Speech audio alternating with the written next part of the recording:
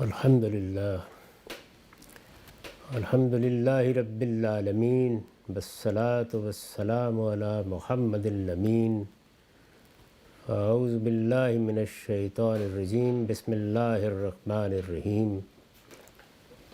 خواتین و حضرات، ہم سورہ اعراف کی آیت 57-58 کا مطالعہ کر رہے ہیں۔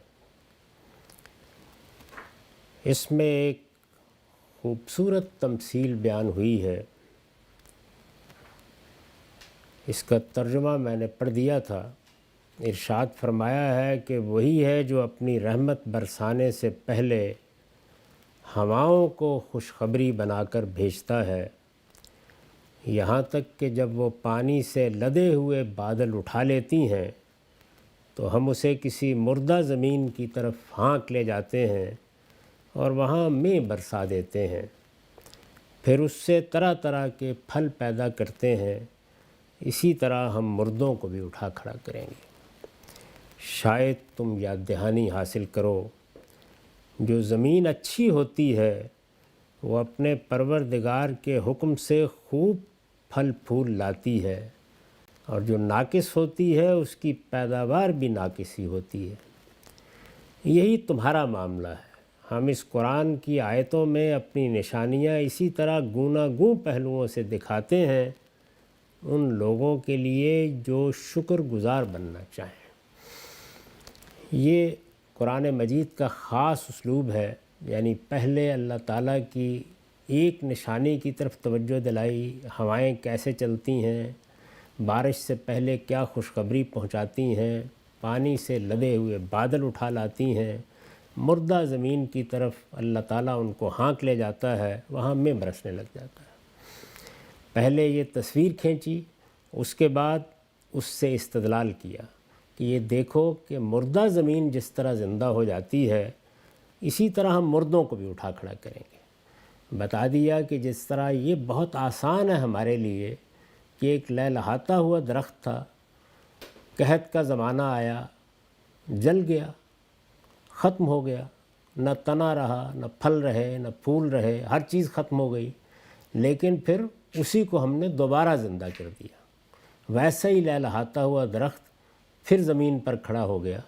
تو یہ چیز جس طرح ہمارے لیے آسان ہے، اسی آسانی کے ساتھ جب تم مر جاؤ گے تو ہم تمہیں دوبارہ اٹھا کھڑا کریں گے۔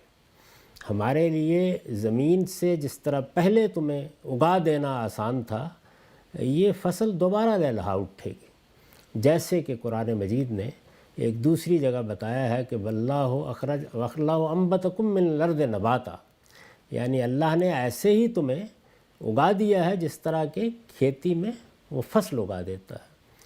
تو ارشاد فرمایا کہ یہ تمہارے لیے ایک بڑی نشانی ہے، غور کرو اس پر۔ اب اسی نشانی کا انطباق کیا قرآن مجید پر، اور اس سے پہلے یہ بات بتا دی کہ تم یہ دیکھتے ہو کہ بارش تو برس جاتی ہے، پودے لہلہا اٹھتے ہیں، کھیت اٹھ کھڑے ہوتے ہیں، کونپلیں نکل آتی ہیں، پھول پھل دیکھ لیتے ہو تم، لیکن کیا ہر زمین میں ایسے ہوتا ہے؟ یعنی بہت سی زمینیں ہیں جو ناقص ہوتی ہیں، پانی برستا ہے اور جیسے چٹان سے گزر کے چلا جاتا ہے اسی طرح ان زمینوں پر بھی برس کے چلا جاتا ہے، کوئی رویدگی نہیں ہوتی، کوئی پھل پھول نہیں آتے، کوئی کونپلیں نہیں نکلتی، ان پر بیج بھی پھینک دو تو نہیں اگتے۔ تو جس طرح زمینوں کے اندر جو اچھی زمینیں ہوتی ہیں وہی پھل پھول لاتی ہیں، اور جو ناقص ہوتی ہیں ان سے کچھ نہیں نکلتا۔ تو انسانوں کا معاملہ بھی اس قرآن مجید یا وحی کی بارش میں ایسا ہی ہے تو یہ زندگی بخش چیز۔ اس سے تمہارے لیے اللہ تعالیٰ کا وہ پیغام آیا ہے کہ جو مردہ دلوں کو زندہ کرتا ہے، جو تمہارے ذہن اور فکر کی الجھنوں کو دور کرتا ہے، جو تمہارے اندر ایک حیات تازہ دوڑا دیتا ہے، لیکن زمین کو بھی اس قابل ہونا چاہیے کہ وہ اس بارش کو اپنے سینے میں لے سکے اور پھر اس سے وہ نتائج نکال سکے جو اچھی زمینیں نکالتی ہیں۔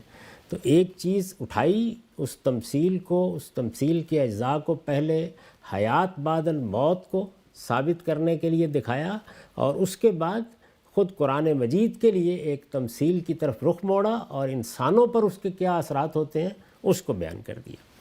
اس پر میں نے لکھا ہے یہ اسی تمثیل کو آگے بڑھا کر اس رحمت کی طرف اشارہ کر دیا ہے جو قرآن کی صورت میں نازل ہوئی ہے۔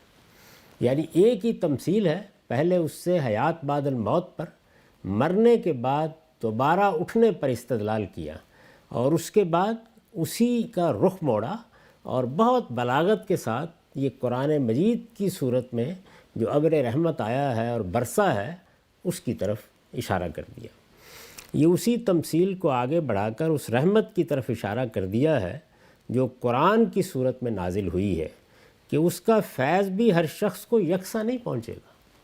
یعنی یہ موجود ہے، اس وقت نازل ہوا تو ایسا نہیں کہ ہر زمین نے اس ابر رحمت کو قبول کر لیا، اس وقت بھی دنیا میں موجود ہے، 15 صدیوں سے موجود ہے، مسلمانوں کے پاس موجود ہے، دنیا اس سے واقف ہے، لیکن ایسا نہیں ہے کہ ہر زمین نے اس رحمت کو قبول کیا ہے۔ جو قرآن کی صورت میں نازل ہوئی ہے کہ اس کا فیض بھی ہر شخص کو یکساں نہیں پہنچے گا۔ دلوں کی زمین زرخیز ہوگی تو باغ و چمن لہلہا اٹھیں گے۔ یعنی یہ ضروری ہے، وہی بارش برستی ہے تو صحراؤں میں جھاڑ اگتے ہیں، اور وہی بارش برستی ہے تو زرخیز زمینوں میں باغ لہلہا اٹھتے ہیں۔ دلوں کی زمین زرخیز ہوگی تو باغ و چمن لہلہا اٹھیں گے، اور شور زمینوں سے اگر کچھ اگا بھی تو یوں ہی کچھ خار و خس اگ جائے گا۔ یعنی کچھ کانٹے، کچھ گھاس، کچھ جھاڑیاں، اس کے سوا کچھ نہیں ہوگا، اس سے زیادہ کچھ نہ ہوگا۔ آخر میں لا یخرج الا نکدہ کے الفاظ ہیں، جملے کے پچھلے حصے میں نکد کا مقابل لفظ عربیت کے اسلوب پر حذف ہو گیا ہے، اس سے جو مضمون پیدا ہوتا ہے ہم نے ترجمے میں اسے ادا کرنے کی کوشش کی ہے۔ یعنی ترجمہ اس طریقے سے کیا ہے کہ اور جو زمین ناقص ہوتی ہے اس کی پیداوار بھی ناقص ہوتی ہے، اور اس کے مقابل میں کیا تھا، جو زمین اچھی ہوتی ہے وہ اپنے پروردگار کے حکم سے خوب پھل پھول لاتی ہے۔ تو یہ بھی قرآن مجید کا ایک عام اسلوب ہے۔ عربی زبان سے دلچسپی رکھنے والے کو، طلبہ کو اس کو ملحوظ رکھنا چاہیے کہ مقابل کے الفاظ بعض اوقات حذف کر دیے جاتے ہیں، ان کو ایک دوسرے سے سمجھ لیتے ہیں۔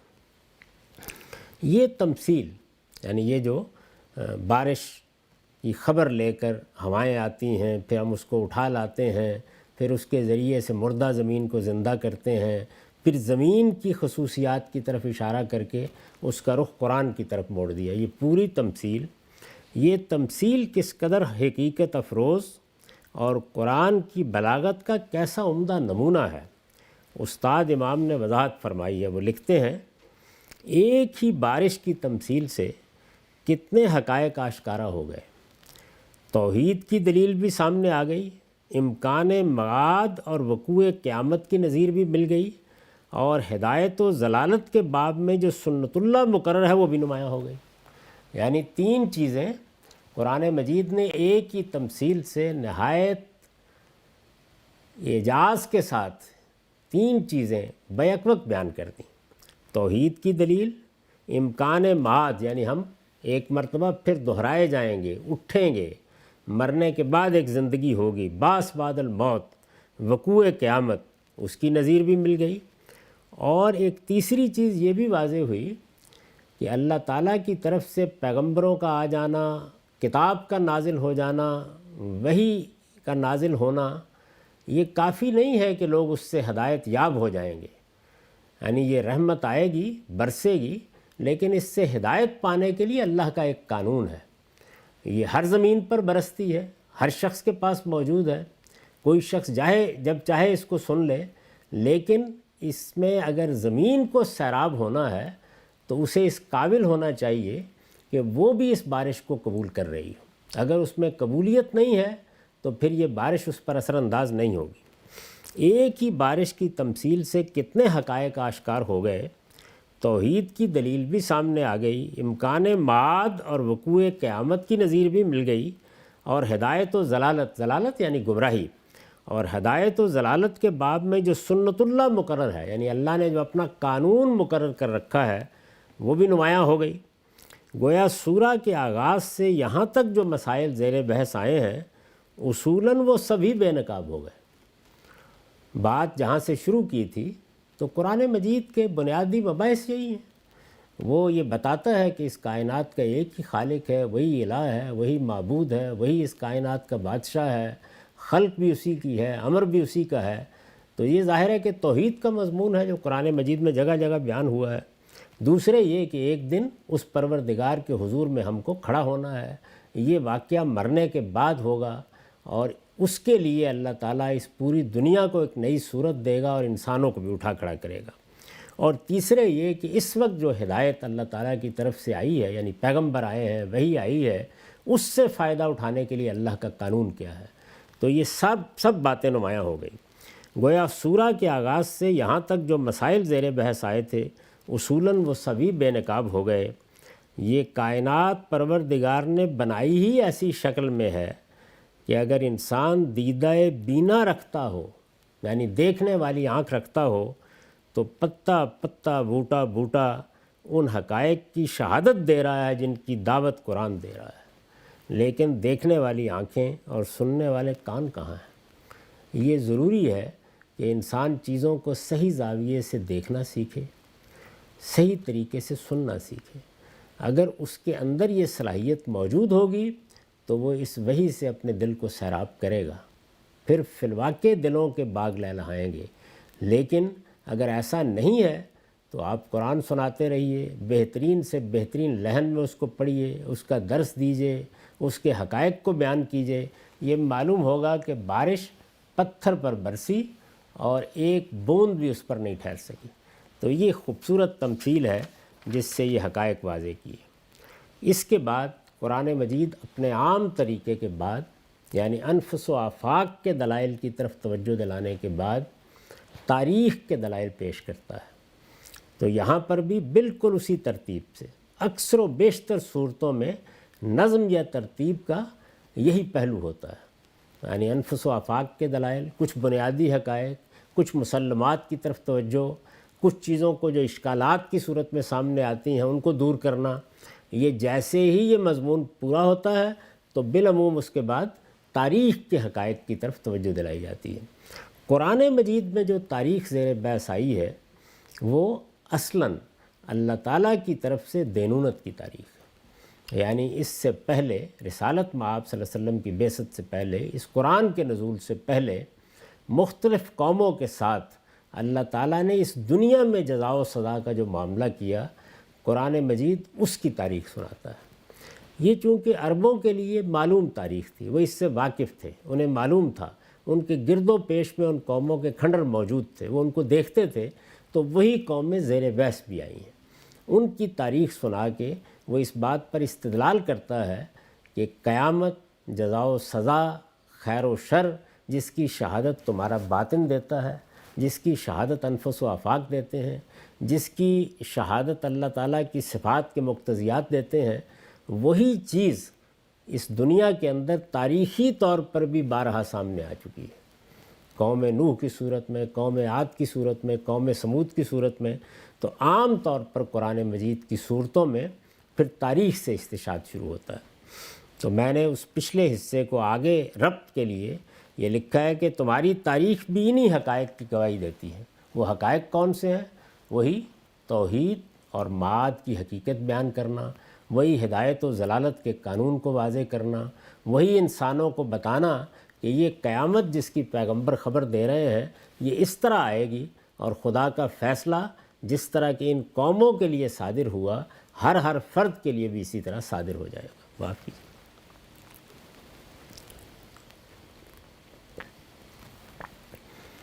تو تمثیل کے بعد اب یہ تاریخی حقائق کا بیان شروع ہوتا ہے۔ تمہاری تاریخ بھی انہی حقائق کی گواہی دیتی ہے۔ لَقَدْ أَرْسَلْنَا نُوحًا إِلَىٰ قَوْمِهِ فَقَالَ يَا قَوْمِ اعْبُدُوا اللَّهَ مَا لَكُم مِّنْ إِلَٰهٍ غَيْرُهُ إِنِّي أَخَافُ عَلَيْكُمْ عَذَابَ يَوْمٍ عَظِيمٍ۔ ہم نے نوح کو اس کی قوم کی طرف رسول بنا کر بھیجا تھا، تو اس نے انہیں دعوت دی کہ میری قوم کے لوگوں، اللہ کی بندگی کرو، اس کے سوا تمہارا کوئی معبود نہیں ہے، میں تم پر ایک ہولناک دن کے عذاب سے ڈرتا ہوں۔ یعنی نوح علیہ السلام سے شروع کیا ہے۔ یہ اس زمین کے اوپر پہلی دینونت یا پہلی جزا و سزا کا ظہور ہے۔ پہلی مرتبہ اللہ تعالیٰ نے ایک قوم کی طرف اپنا رسول بھیجا، اس رسول نے پیغام پہنچایا، دعوت دی، لوگوں کو خبردار کیا، حجت تمام ہوئی، اس کے بعد اس قوم کا فیصلہ اس زمین پر کیا گیا۔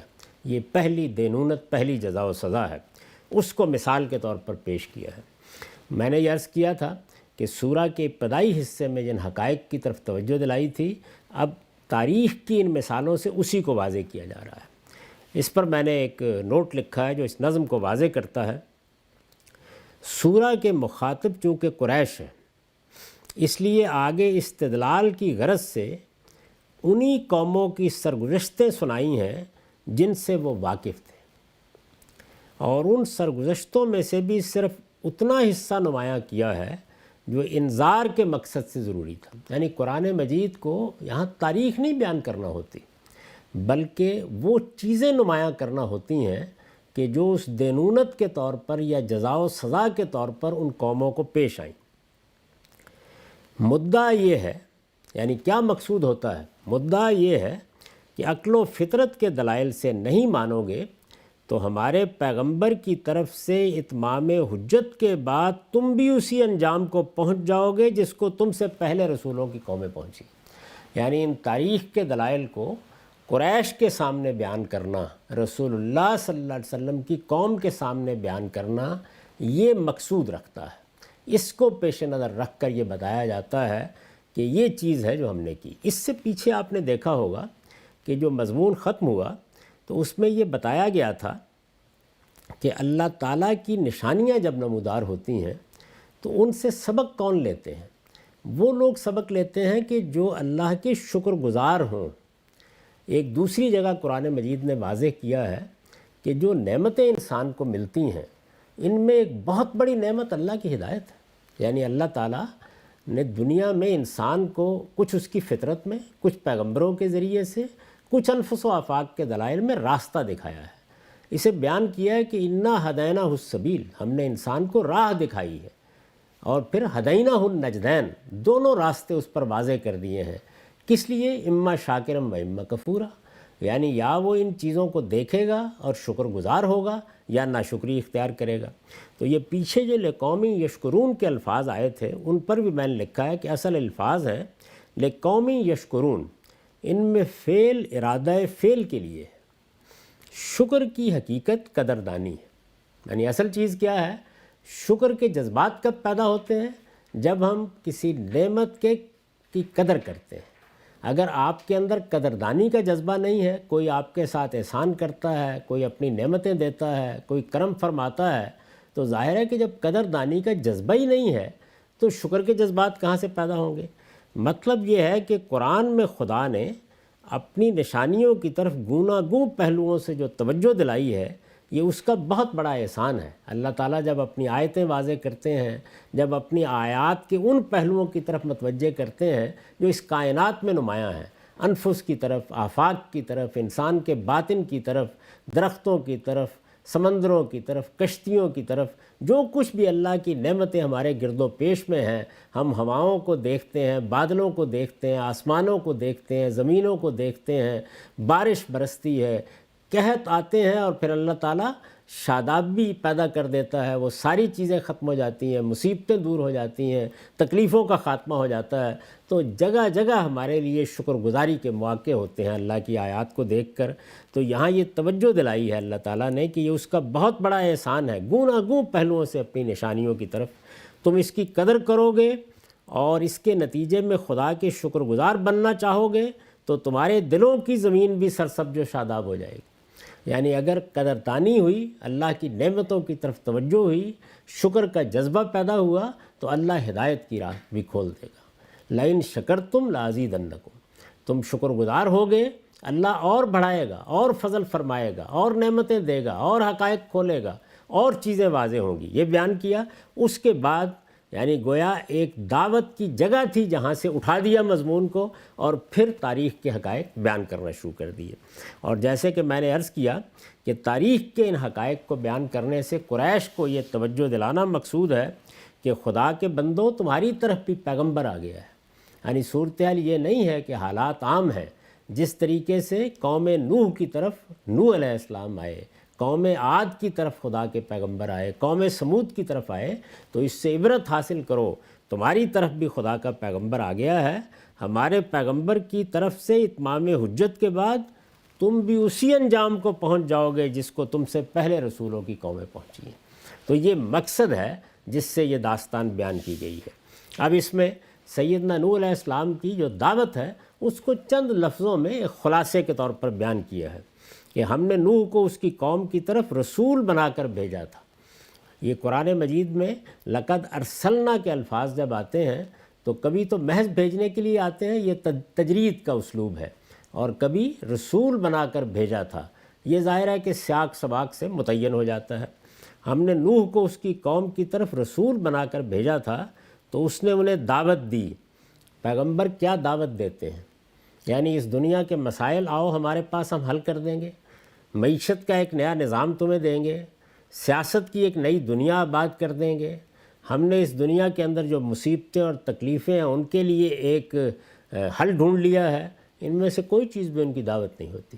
اللہ تعالیٰ کا قانون یہ ہے کہ ان مسائل کے لیے اس نے انسان کو اس کی فطرت میں بہت روشنی دی ہے، اس کو عقل دی ہے، اس کو علوم پیدا کرنے کی صلاحیت دی ہے، اور اللہ تعالیٰ یہ چاہتا ہے کہ وہ اپنی اس عقل کو استعمال کرے اور اس کو استعمال کر کے وہ علوم پیدا کرے جن سے وہ اپنی دنیا میں بہتری لا سکے، بیماریوں کی تشخیص کرے، ان کے علاج دریافت کرے، انسانی جسم کی اصلاح کے طریقے ڈھونڈے، انسان نے حیات کا سارا مرحلہ کس طرح گزارا ہے اس کی تحقیق کر کے اس کے لیے آگے بہتری کا سامان پیدا کرے، سیاسی عمل کا مشاہدہ کر کے انسان کے لیے اس میں آسانیاں پیدا کرنے کی تدبیریں ڈھونڈے، معیشت سے جو مسائل پیدا ہوتے ہیں ان کے حل نکالے۔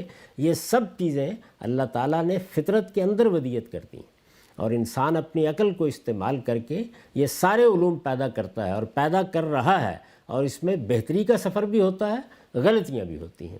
یہی اللہ تعالیٰ کا بنایا ہوا قانون ہے۔ پیغمبر ان میں سے کوئی کام کرنے کے لیے نہیں آتے، یہ ان کا موضوع ہی نہیں ہے، اس چیز کو وہ کبھی ہدف نہیں بناتے۔ وہ کس لیے آتے ہیں؟ ان کی دعوت سنیے۔ ہم نے نوح کو اس کی قوم کی طرف رسول بنا کر بھیجا تھا تو اس نے انہیں دعوت دی کہ میری قوم کے لوگوں اللہ کی بندگی کرو، اس کے سوا تمہارا کوئی معبود نہیں۔ یعنی وہ انسانوں کو یہ پیغام دینے کے لیے آتے ہیں کہ تم اپنی سیاست میں، اپنی معیشت میں، اپنی معاشرت میں جو کچھ بھی کر رہے ہو اللہ کے بندے بن کر رہو، گھر میں، باہر، انسانوں کے ساتھ معاملہ کرتے ہوئے، دکان پر بیٹھے ہوئے، منڈی پر کوئی بھاؤ تاؤ کرتے ہوئے، جہاں کہیں بھی ہو اللہ کے بندے بن کر رہو، اللہ کی بندگی کرو۔ یہ کبھی نہ بھولو کہ تم اس زمین پر آپ سے آپ وجود میں نہیں آ گئے ہو، تم اپنے آقا خود نہیں ہو، تمہارا ایک خالق ہے اور وہی تمہارا نظم چلا رہا ہے، لہٰذا اس کی بندگی کا حق ادا کرو، اس لیے کہ اس کے سوا تمہارا کوئی معبود نہیں ہے، بندگی سر تا سر اسی کے لیے ہے، اس کے سوا تمہارا کوئی معبود نہیں ہے۔ میں نے اس پر لکھا ہے یہی دعوت پیچھے قریش کو دی گئی، یعنی اللہ تعالیٰ یہاں جو داستان بیان کر رہے ہیں یا قوم نوح کا واقعہ بیان کرنے لگے ہیں تو یہ اسی دعوت کے اس بات میں ہے جو رسول اللہ صلی اللہ علیہ وسلم قریش کے سامنے پیش کر رہے تھے۔ یہی دعوت پیچھے قریش کو دی گئی ہے۔ انبیاء علیہم السلام کی تمام جد و جہد کا مقصود اسی توحید کا قیام تھا، یعنی وہ کیا بتانے آئے تھے لوگوں کو؟ لوگوں توحید پر قائم ہو جاؤ، ایک پروردگار کی پروردگاری کو مان لو، اس بات کو تسلیم کر لو کہ الا لہ الخلق والامر، یعنی یہ کائنات بنائی بھی ایک پروردگار نے ہے اور اس کا نظم بھی وہی تنہا چلا رہا ہے، اس میں اس کا کوئی شریک نہیں ہے۔ انبیاء علیہم السلام کی تمام جد و جہد کا مقصود اسی توحید کا قیام تھا، وہ اسی لیے بھیجے گئے، یہی ایک ہدف ہے جس کو سامنے رکھ کر بھیجے گئے کہ خدا کے بندوں کو دوسروں کی بندگی سے چھڑا کر خالص خدا کے بندے بنا دیں، یعنی نہ وہ اپنے نفس کے بندے رہیں، نہ دوسرے معبودوں کے بندے رہیں، نہ دوسرے زعماء کے بندے رہیں، نہ اپنے اوپر حکومت کرنے والوں کے بندے رہیں، وہ خدا کے بندے بن کر جینا سیکھیں۔ قرآن نے سب سے زیادہ تاکید اور وضاحت کے ساتھ اسی کو بیان کیا، یعنی توحید کی دعوت کو بیان کیا ہے، یہاں تک کہ اس صحیفہ آسمانی کا آخری باب جو سورہ ملک سے شروع ہوتا ہے، یہاں تک کہ اس صحیفہ آسمانی کا آخری باب اپنے مضمون کے لحاظ سے جس سورہ پر ختم ہوا ہے، اس میں اللہ تعالیٰ نے اپنے پیغمبر کو یہی ہدایت فرمائی ہے کہ لوگوں کے سامنے برملا اعلان کر دیا جائے۔ یہ کون سی سورہ ہے؟ سورہ اخلاص۔ اس پر ختم ہو گیا قرآن۔ آخر میں 2 دعا کی صورتیں ہیں، یعنی ختم ہو گیا اپنے مضمون کے لحاظ سے۔ جس طرح سے قرآن شروع ہوتا ہے سورہ بقرہ سے، اس سے پہلے سورہ فاتحہ گویا دیباچہ اور تمہید کی حیثیت رکھتی ہے۔ یہ شروع ہوتا ہے ختم ہوتا ہے مضمون کے لحاظ سے ہے، یعنی کتاب کے لحاظ سے ظاہر ہے کہ پہلی سورہ فاتحہ ہے اور آخری سورہ ناس ہے، لیکن سورہ فاتحہ کی حیثیت یہ ہے کہ وہ ایک دعا ہے جو بندوں کی زبان پر طاری کر دی گئی ہے، جس میں وہ اللہ سے ہدایت طلب کرتے ہیں، اور اس میں اشارہ موجود ہے کہ یہ ہدایت رسالت مآب صلی اللہ علیہ وسلم کی بعثت سے پہلے جو صورتحال انسانیت کو درپیش ہے اس میں طلب کی جا رہی ہے، اور پھر قرآن سامنے آ جاتا ہے، اور قرآن کا خاتمہ اللہ تعالیٰ سے 2 دعاؤں پر ہوتا ہے، یعنی جس میں ہم اللہ کی پناہ چاہتے ہیں، کیونکہ اللہ ہی کی پناہ، اللہ ہی کی توفیق، اللہ ہی کی مدد ہے جس سے دنیا کی آزمائش میں انسان کامیاب ہو سکتا ہے۔ لیکن مضمون کے لحاظ سے قرآن مجید سورہ اخلاص پر ختم ہو جاتا ہے، یہاں تک کہ اس صحیفہ آسمانی کا آخری باب اپنے مضمون کے لحاظ سے جس سورہ پر ختم ہوا ہے، اس میں اللہ تعالیٰ نے اپنے پیغمبر کو یہی ہدایت فرمائی ہے کہ لوگوں کے سامنے برملا اعلان کر دیا جائے کہ اللہ یکتا، یگانہ اور بے ہمتا ہے، سب کے لیے پناہ کی چٹان ہے، وہ نہ باپ ہے نہ بیٹا، اور نہ زمین و آسمان میں کوئی اس کی برابری کا دعویٰ کر سکتا ہے۔ یہ توحید ہے۔ یہ توحید تقاضا کرتی ہے کہ لوگ بالکلیہ اپنے آپ کو خدا کے حوالے کر دیں، یعنی توحید پر ایمان کا لازمی تقاضا کیا؟ اسلام۔ اسلمت لرب العالمین، پروردگار جب تو ہی تنہا ہے، تو ہی خالق ہے، تو ہی اس عالم کا نظم چلا رہا ہے، تو یہ بندہ تجھ سے بھاگ کر کہاں جائے گا؟ اس لیے میں اپنے پورے وجود کو تیرے حوالے کرتا ہوں۔ تو اسلام کا مطلب یہ ہے کہ آپ نے اپنے پورے وجود کو اپنے پروردگار کے حوالے کر دیا، سپرد کر دیا۔ سیدنا ابراہیم کے یہ جو الفاظ ہیں اسلمت لرب العالمین، وہ اصل میں اسلام کی اسی حقیقت کو بیان کرتے ہیں۔ یہ توحید تقاضا کرتی ہے کہ لوگ بالکلیہ اپنے آپ کو خدا کے حوالے کر دیں، اس کی ذات و صفات اور اس کے حقوق میں اس کی یکتائی تسلیم کریں۔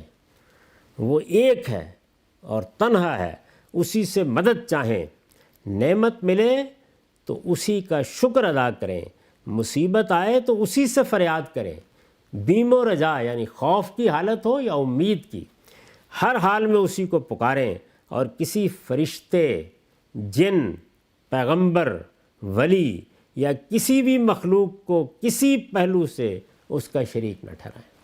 اس توحید کی دعوت ان سادہ الفاظ میں پیغمبروں نے دی ہے جو یہاں نقل ہوئے ہیں کہ یا قوم اعبدوا اللہ ما لکم من الہ غیرہ، میری قوم کے لوگوں اللہ کی بندگی کرو، اس کے سوا تمہارا کوئی معبود نہیں ہے، اور اس کے ساتھ انذار کرتے ہیں انی اخاف علیکم عذاب یوم عظیم، میں تم پر ایک ہولناک دن کے عذاب سے ڈرتا ہوں۔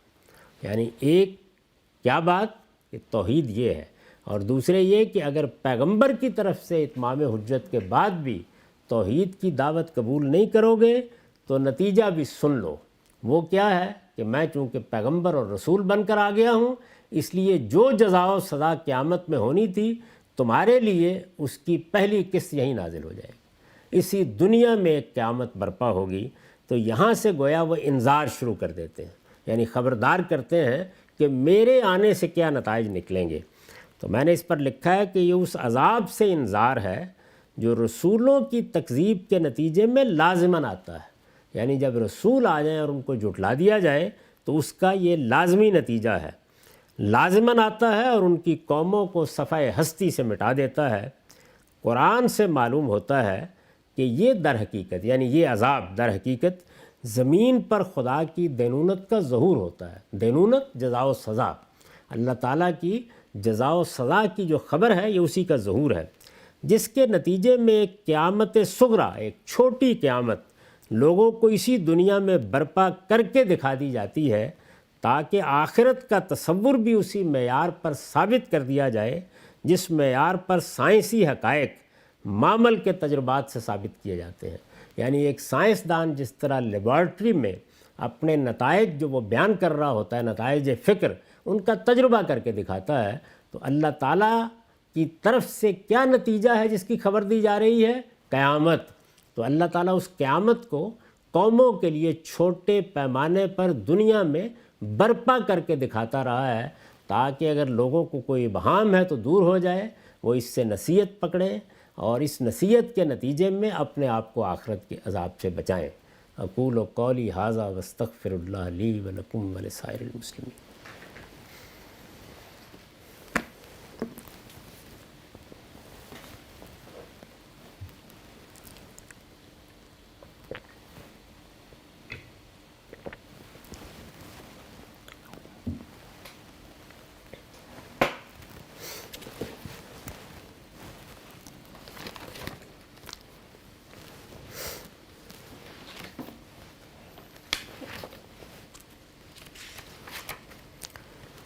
بسم اللہ الرحمن الرحیم۔ عن اسامۃ بن زید قال قال رسول اللہ صلی اللہ علیہ وسلم قمت علی باب الجنہ فاذا عامۃ من دخلها المساکین واذا اصحاب الجد محبوسون۔ اسامہ بن زید رضی اللہ عنہ سے مروی ہے کہ نبی صلی اللہ علیہ وسلم نے فرمایا، میں جنت کے دروازے پر کھڑا ہوا تو کیا دیکھتا ہوں کہ اس میں داخل ہونے والے زیادہ تر مساکین ہیں، جبکہ مال دار لوگ حساب کتاب کے لیے روک لیے گئے ہیں۔ یہ مسلم کی روایت ہے، صحیح مسلم کی روایت ہے، اور اس کا حوالہ 4925 ہے، یہ رقم ہے اس کا جو آپ دیکھ سکتے ہیں۔ تو مسلم کی اس روایت میں رسول اللہ صلی اللہ علیہ وسلم کا غالباً یہ کوئی رویا ہے جو بیان کیا گیا ہے۔ ہمیں بہت سی روایتوں میں اس طرح کی چیزیں ملتی ہیں کہ میں جنت کے دروازے پر کھڑا ہوں، میں دوزخ کو دیکھ رہا ہوں، یا جنت میں نے فلاں چیزیں دیکھیں، یا دوزخ میں نے اس طرح کے لوگ دیکھے۔ تو ظاہر ہے کہ قرآن مجید سے یہ بات بالکل واضح ہے کہ ایک تو اس وقت جو برزخ میں معاملات چل رہے ہیں وہ بہرحال انسان مشاہدہ کر سکتا ہے، اور دوسرے کسی موقع پر اللہ تعالیٰ مستقبل میں پیش آنے والی کسی چیز کو ممثل کر کے دکھا دیتے ہیں۔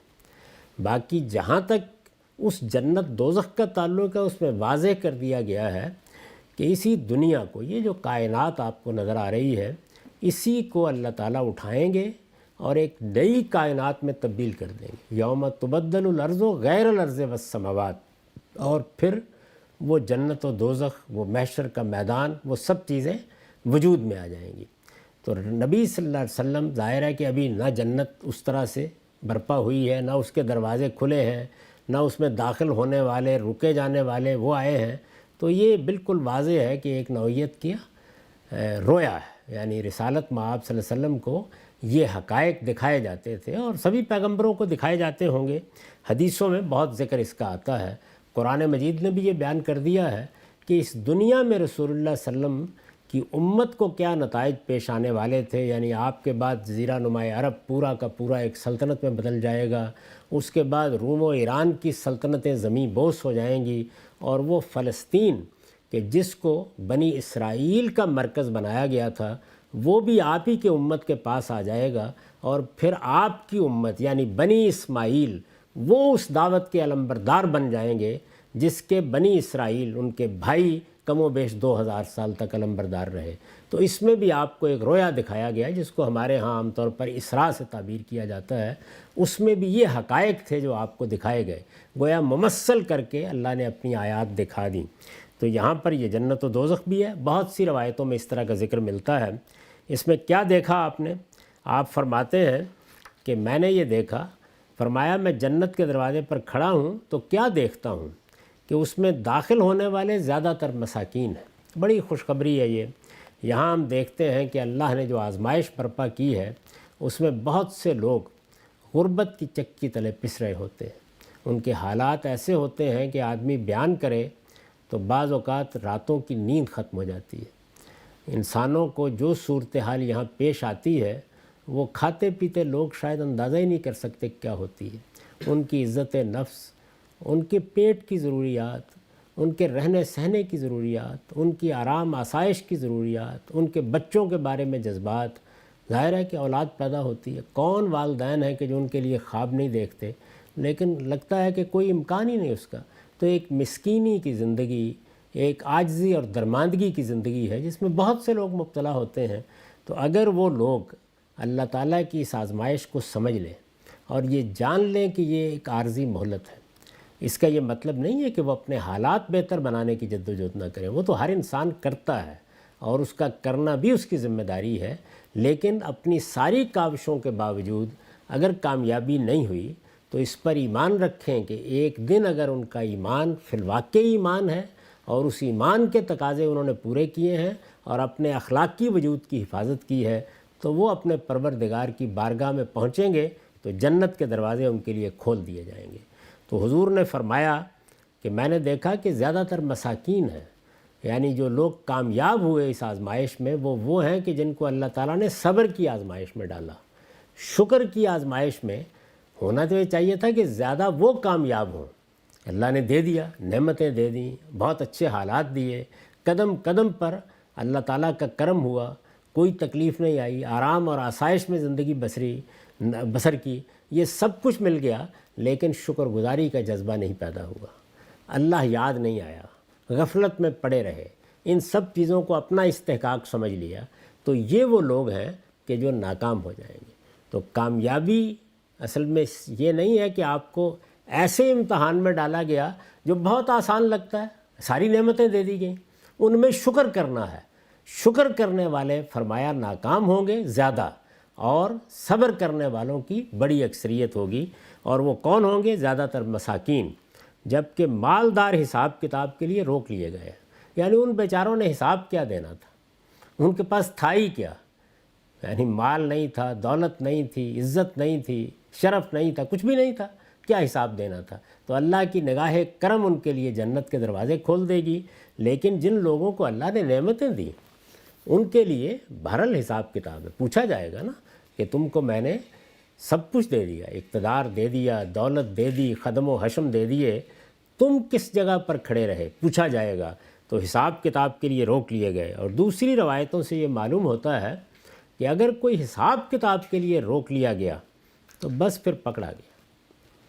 شاید اسی چیز کو سامنے رکھ کر سیدنا مسیح علیہ السلام نے یہ فرمایا تھا کہ اونٹ سوئی کے ناکے میں داخل ہو سکتا ہے، دولت مندوں کے لیے جنت میں داخل ہونا ممکن نہیں ہے۔ کیوں؟ ظاہر ہے کہ اس سے استکبار پیدا ہوتا ہے، بے نیازی پیدا ہوتی ہے، اپنی صلاحیتوں پر اعتماد پیدا ہوتا ہے، انسان اپنی جو کچھ بھی کامیابیاں ہیں ان کو اپنی محنت کا ثمرہ سمجھنے لگ جاتا ہے۔ تو یہ چونکہ حادثہ ہو جاتا ہے لوگوں کے ساتھ، تو اس کے نتیجے کو سامنے رکھ کر رسالت مآب صلی اللہ علیہ وسلم نے لوگوں کو توجہ دلائی ہے کہ مجھے جب جنت دکھائی گئی تو میں نے یہ دیکھا، یعنی اس کے دروازے پر میں کھڑا ہوں، میں کیا دیکھتا ہوں؟ جیسے ہم رویا دیکھتے ہیں، خواب دیکھتے ہیں، ظاہر ہے ہمارے رویا تو ہمارے نفس کی تمثیلیں بھی ہوتی ہیں، اس میں شیطان بھی دراندازی کرتا ہے، لیکن پیغمبروں کے رویا برحق ہوتے ہیں، اس میں اللہ تعالیٰ ان کو بعض حقائق دکھاتے ہیں تاکہ وہ اپنی قوموں تک ان کو پہنچائیں، ان کو انذار کریں، ان کو بتائیں کہ اللہ تعالیٰ کے حضور میں پیشی کے لیے کیا کرنا ہے۔ تو اس روایت میں جو حقیقت ہمیں بتائی گئی ہے وہ یہ ہے کہ مسکینی ہے، حالات خراب ہیں، کرو جد و جہد ان کو بدلنے کے لیے، اپنے دنیا کے حالات کو ٹھیک کرو، تمہیں اس کے لیے عقل دی گئی ہے، تمہیں اس کے لیے تدبیریں بتائی گئی ہیں، لیکن اس مسکینی میں اگر اللہ تعالیٰ کے ساتھ اپنا تعلق قائم رکھتے ہو تو یہ خیال نہ کرو کہ تمہاری یہ مسکینی، تمہاری یہ عاجزی، تمہاری یہ درماندگی یہ کوئی ابدی چیز ہے، یہ دنیا کی اس عارضی زندگی کے بعد یکدم ختم ہو جائے گی، اور اس کے بعد فرشتے تمہارا استقبال کر رہے ہوں گے اور جنت کے دروازے تمہارے لیے کھل جائیں گے۔ اور دوسری جانب ان لوگوں کو متنبہ کیا ہے کہ جن کو اللہ نے یہاں مال دیا ہے، دولت دی ہے، کہ وہ اس کو اللہ کی امانت سمجھیں، اس کو اللہ کی راہ میں خرچ کریں، ان مسکینوں کے سر پر ہاتھ رکھیں، جو کچھ ان کو ملا ہے اس کو اللہ کی نعمت سمجھ کے ہمیشہ شکر گزار رہیں۔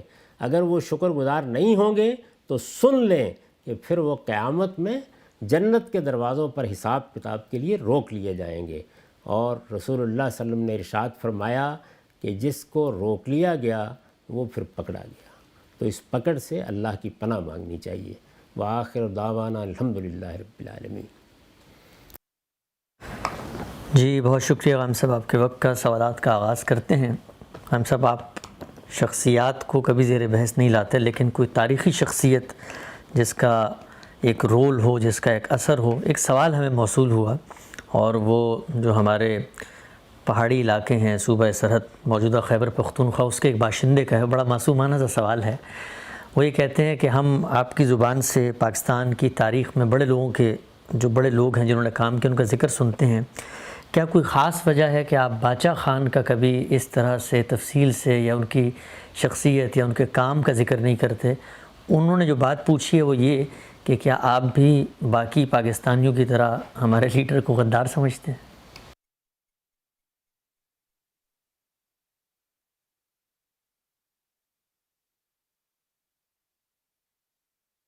اس طرح نہیں ہے جس طرح کہ آپ نے خیال کیا ہے کہ میں فلاں شخصیت کا ذکر کر رہا ہوں یا فلاں کا کر رہا ہوں۔ کوئی مسئلہ ہوتا ہے جس کے تحت کسی شخصیت کا ذکر ہوتا ہے۔ میرا عام ذوق یہ ہے نہیں، یعنی میں کوئی تاریخ پہ یا اور اس طرح کے واقعات پر گفتگو نہیں کرتا۔ کبھی قرآن بیان کر رہا ہوتا ہوں، کبھی حدیث بیان کر رہا ہوتا ہوں، کبھی دین کے حقائق کی شرح و وضاحت کر رہا ہوتا ہوں۔ اس میں استدلال کے طور پر کوئی واقعہ مذکور ہو جاتا ہے، لیکن مجھے یاد پڑتا ہے کہ ایک موقع کے اوپر میں نے بڑی تفصیل کے ساتھ یہ بتایا تھا کہ میں نے جب باچا خان کو پہلی بار دیکھا، اور یہ واقعہ اس لحاظ سے بڑا اہم تھا کہ میں نے ان کو ہمارے عہد کے جلیل القدر عالم مولانا سید ابو اللہ مودودی کے پاس آتے ہوئے دیکھا پہلی بار۔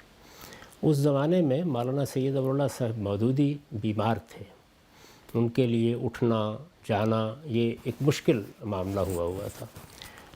عام طور پر لوگ بھی ان کی بزرگی اور ان کی اس صورتحال کا لحاظ کرتے تھے، اور اس کا لحاظ کرتے ہوئے یہ توقع بھی نہیں کرتے تھے کہ وہ اٹھ کے باہر آئیں گے یا وہ کرسی چھوڑیں گے۔ ان کے لیے اپنی کرسی سے اٹھ کر بھی ملنے میں مشکل ہوتی تھی، کیونکہ گھٹنوں کا بڑا مسئلہ تھا۔ تو باچا خان جب ملنے کے لیے آئے، میں وہیں تھا۔ مولانا سید ابو اللہ صاحب مودودی 5 ذیلدار پارک اچھرا میں رہتے تھے، تو ہم لوگ وہیں تھے، اور بھی کچھ دوست تھے۔ وہ ملنے کے لیے آئے تو مولانا سید ابو اللہ صاحب مودودی کو پہلی بار میں نے دیکھا کہ جب وہ رخصت ہوئے تو وہ اپنے کمرے سے اٹھ کر آئے اور ان کو اپنے برآمدے کی سیڑھیوں تک آ کے رخصت کیا۔ یعنی عام حالات میں تو یہ کوئی ایسی چیز نہیں، لیکن آدمی بیمار بھی ہو، اٹھنے کی پوزیشن میں بھی نہ ہو، بڑے سے بڑے بادشاہوں کو بھی اپنے کمرے میں بیٹھے ہوئے یا کرسی پر بیٹھے ہوئے ملتا ہو، لیکن انہوں نے یہ اکرام کیا۔ تو اسی دن عصر کی مجلس میں کسی نے ان سے سوال کیا کہ یہ آج غیر معمولی معاملہ ہوا، تو انہوں نے فرمایا کہ یہ شخص بھی ہماری تاریخ کا بڑا غیر معمولی آدمی تھا۔ یعنی اس سے قطع نظر کہ آپ کسی سیاسی مرحلے پر ایک شخص کے سیاسی نقطہ نظر سے اتفاق کرتے ہیں یا اختلاف کرتے ہیں، بڑے لوگوں کو اس زاویے سے نہیں دیکھا جاتا۔ وہ اپنی قوم کے بڑے بے لوث رہنما تھے۔ میں نے ان کے ایسے ایسے واقعات سنے ہیں وہاں خیبر پختونخوا میں لوگوں سے کہ حیرت ہو جاتی۔ یعنی اپنے ساتھ ایک چنوں کی پوٹلی لے لی ہے، اور معلوم نہیں کہاں کہاں پیدل سفر کر کے وہ اپنی قوم کی اصلاح کا پیغام اسے پہنچا رہے ہیں۔ ان کے بعض ان ساتھیوں کو ملا ہوں میں کہ جنہوں نے سفر کیے ہیں ان کے ساتھ، اسی طریقے سے دیہات میں، پہاڑی علاقوں میں، گاؤں گاؤں پہنچ کر انہوں نے اپنی قوم کو بیدار کیا، اس کی اصلاح کی، اور ایک بڑی تنظیم کھڑی کی، بے لوث کارکنوں کی بڑی تنظیم۔ اس طرح کے لوگ قوم کا سرمایہ ہوتے ہیں۔ یعنی وہ لوگ کہ جو کسی قوم میں بیداری پیدا کرتے ہیں، اس کو قوم بناتے ہیں، اس کے اندر ایک قومی عصبیت پیدا کرتے ہیں تاکہ وہ کھڑی ہو سکے اپنے پاؤں پر، اپنی اجتماعی زندگی کو وجود بخش سکے، تو میں اس لحاظ سے ان کی شخصیت، ان کے کارناموں کی بڑی قدر کرتا ہوں۔ ظاہر ہے کہ مہاتما گاندھی بھی ہندوستان کے بڑے لیڈروں میں سے تھے۔ مجھے آپ کو ان کی کسی پالیسی سے اختلاف ہو سکتا ہے، لیکن وہ ہندوستان کے بڑے لیڈروں میں سے تھے، اور اس زمانے میں مہاتما گاندھی کی شخصیت کا سحر صرف ان کے ہم قوم لوگوں پر نہیں، ہندوؤں پر نہیں، سکھوں پر، مسلمانوں پر، سب پر طاری تھا۔ ہمارے بہت بڑے بڑے لیڈر مثلا محمد علی جوہر ہیں، مولانا ظفر علی خان ہیں، اور لوگ ہیں، وہ سب ان کی عزت کرتے تھے، احترام کرتے تھے۔ قائد اعظم ان کے ساتھ شروع میں کام کرتے رہے۔ یہ تو ناگپور کا اجلاس ہے کہ جس میں وہ بدقسمتی سے تلخی ہو گئی اور علیحدگی ہو گئی، تو ان کی بھی ایک بڑی حیثیت تھی، تو ان کو سرحدی گاندھی کہا جاتا تھا۔ اس سے آپ اندازہ کر سکتے ہیں کہ ان کی حیثیت کیا تھی اس وقت، اور جس طرح سے وہ ایک بااصول شخص کے طور پر ان کے کوئی نظریات ہیں، کوئی نقطہ نظر ہے، اس کے ساتھ ان کی کمٹمنٹ ہے، اس کے لیے وہ جیلوں میں گئے ہیں، برسوں جیلوں میں رہے، یعنی قیام پاکستان سے پہلے بھی، قیام پاکستان کے بعد بھی، یہ کوئی معمولی بات نہیں ہوتی۔